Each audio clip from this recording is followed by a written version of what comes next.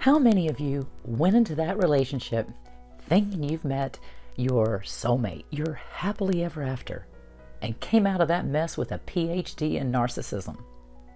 Hello and welcome to my channel. My name is Lisa, and if you're enjoying this content, please take a moment to like and subscribe so you'll be notified each time I upload a new video.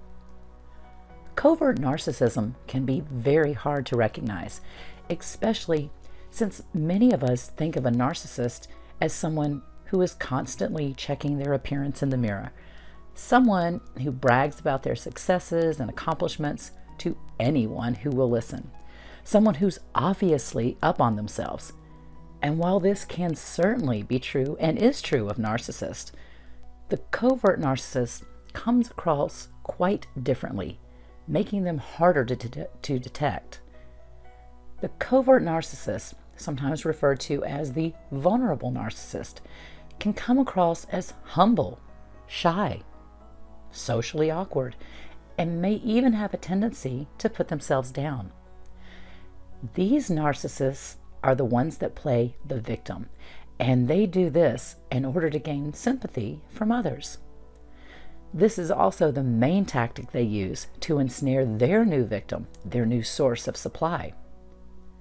When the covert narcissist is in a relationship and that relationship has entered the devaluation stage, where their current partner is now seen by them as imperfect and flawed, they're going to tell other people, and especially potential targets, how terrible the relationship is, how they have tried so hard to make it work, how this person doesn't appreciate all the things that they've done for them, and how miserable they are. And if there are children involved, they'll play the martyr, claiming they're only staying in the relationship for the sake of the children. If their partner has figured out who they are and they left them, they're really going to up the victim game. They need to up their game because now they desperately need to secure a new source of supply. They need to prove to themselves and to others that there is nothing wrong with them. This is why they work so hard to find a replacement very quickly if their partner leaves them. Many times, the replacement isn't even someone brand new. They could very well be someone the narcissist was already grooming on the side. They need backup sources of supply, especially once they begin to devalue their current partner. I just want to mention here that if the person you're getting involved with tells you their partner just suddenly left them, without any warning, without giving them any reason, and without even discussing it with them, that person escaped. There was a reason, and you should see this as a huge red flag. No one just leaves a relationship like that for no reason, especially in a marriage. And trust, the narcissist knows the reason. So some signs you're dealing with a covert narcissist include, as I mentioned before, playing the victim, putting themselves down. This is done in an attempt to gain attention and sympathy. They may have a tendency to come across as a rescuer or a hero. They may show a willingness to just jump in and help, and this is out of their desire for recognition and praise. They may proclaim you as their savior, the one they've waited to meet all their life, their soulmate, telling you all their previous relationships failed because they were meant to meet and be with you. They'll show contempt or be dismissive of their previous partners.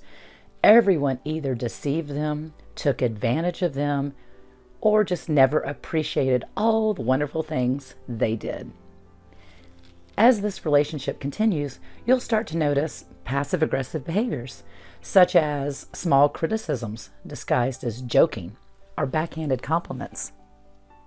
You may notice they're jealous or seem jealous and envious of you giving your time and attention to others. They'll use subtle manipulations, such as telling you they hated it when their ex did this or that, and this is done to control you so that you try harder not to do or say anything the ex did or said. They're going to manipulate the topic of conversation and the direction. Conversations need to be about them and what they want to talk about. They'll listen to what you're saying and wait for the moment they can jump in and turn that conversation in the direction they want it to go. You'll share a story of something that happened in your life, and they're gonna one up that with an even bigger story about what happened in their life. If you share an amazing experience you've had, they've had an even more amazing experience. If you relate a heartache or a sad story, they have an even bigger heartache and a sadder story. They are secretly envious of your accomplishments and will speak of their own accomplishments, whether real or imagined, to make themselves appear more special and more unique. If you express empathy for others, this actually wounds them. They want all of your empathy focused on them, so they will downplay and minimize the experience of others. Now, in the beginning, they will aim their aggression that they hide from you towards others. You'll notice they complain a lot and will vent their frustrations and anger to you, but they won't direct it at you, not at first. You may even witness them raging at someone else, but because this rage is not directed at you, you're going to believe they would never rage at you this way, and that the person they're raging at must truly be a horrible individual, since they are nothing but kind and sweet to you. I witnessed my ex-narc screaming and yelling over the phone at his ex-girlfriend many times. I thought she must have been a monster to be able to elicit this extreme behavior from him, and that she had just finally pushed him to his boiling point, and thus he reacted this way. Of course, I never believed, nor could I even imagine him screaming at me like he screamed at her. And of course, I was wrong. Here's another red flag. If someone can express hostility, name-calling, and extreme anger towards anyone, they can and will do the same to you. I promise it will happen. Eventually, the covert narcissist is going to behave the way all narcissists behave.